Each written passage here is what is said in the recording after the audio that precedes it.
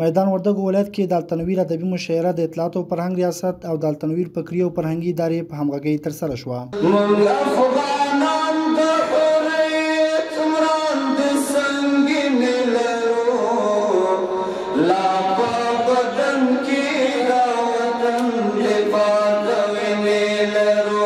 په دغه ادبي مشاعره کې د ولایت چارواکو، علماو، شاعرانو او لیکوالانو ګډون کړی و او د ادب، دین او ټولنیزو موضوعاتو په تړاو ارزښتناک شعرونه وړاندې کړل.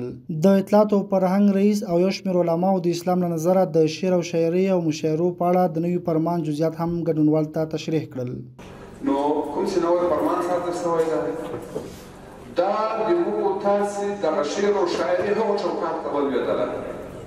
د دې لپاره داسې چوکاټ جوړ شو نور که یو څوک له ځان سره یو شعر وایي هم خجالت کوي چې دا خو مې د اسلامي اصولو ور واوښتم دا خو له افغاني کلتور ور واوښتم.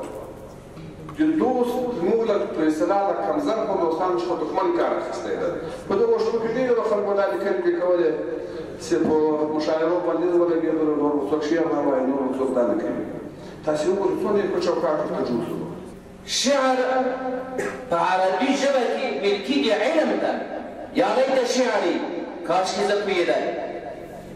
نو تاسو خیال وکړئ کله چې د شعر معنا دقت ده موږ استاسې شاعرانو ته دا درس پکې پروت دی چې ګوره شاعره په شعر کې به د دقت وي،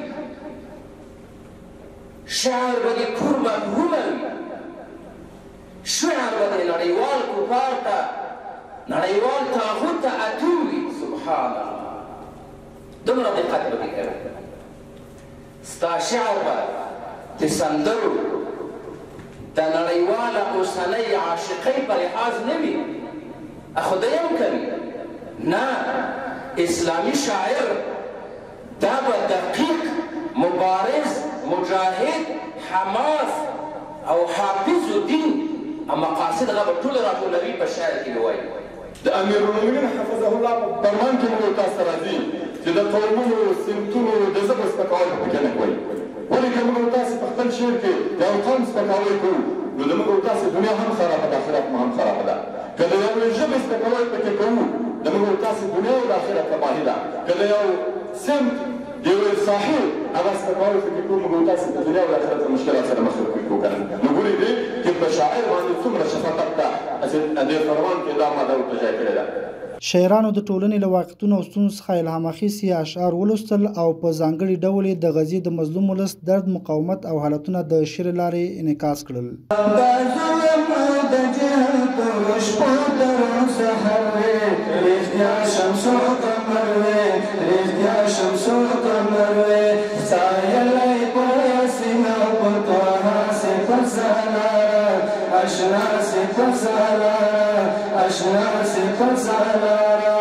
وایي سلګو نیولی و په سترګو مې پرده خپره شوه، سلګو نیولی و په سترګو مې پرده خپره شوه، توراب جانانه ستا د مرګ چې اواده خپره شوه. قریبان څه چې هر پښتون درپسې وژړلې، قریبان څه چې هر پښتون درپسې وژړلې، په رسنیو کې چې ستا وصیتنامه خپره شوه. دا ځل دې بیا پروردګار لمبو ته مه غورځوه، یو اوسېدونکی دې هم بیا مشه ازار وطنه. او هره لحظه دې د راتلونکي اندېښنه لرمه، هره لحظه دې د راتلونکي اندېښنه لرمه، د سودایي غوندې کوم د ګوتو شمار وطنه. ګډونوالو د غونډې فضا خوښوونکي وبلله او غوښتنه یې وکړه چې دا ډول فرهنګي او ادبي مشاعرې دې دوامداره او منظمې شي. د لیکوالان او شاعران د یوې ټولنې ژبه ده، د هغوی سترګې دي. یعنې یوه ټولنه د شاعرانو، د لیکوالانو په خولو په قلمو باندې خلکو ته ورپېژندل کېږي. نو لیکوالان او شاعران چې څرنګه جوړ شي، څه رقم دوی تربیه شي، همدارنګه څه رقم چې دوی ته فکر ورکړل شي، همغه رقم د ټولنې نمایندګي کا او په همغه رقم باندې د ټولنې دغه فرهنګ خلکو ته وړاندې کوي.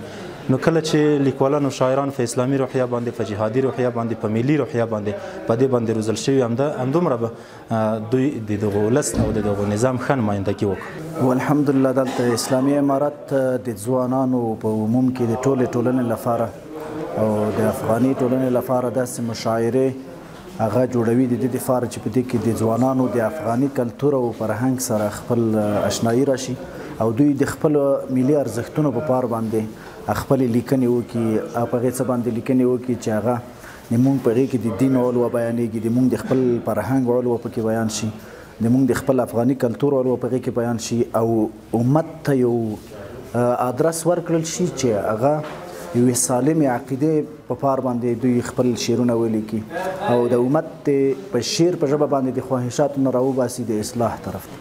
همدارز ویل کېږي چې د اسلامي امارت له لوري د ادبي مشاعرو لپاره یو ځانګړی قانون هم ترتیب شوی دی ترڅو دا ډول غونډې د دیني اصولو او فرهنګي ارزښتونو په رڼا کې دوام ومومي.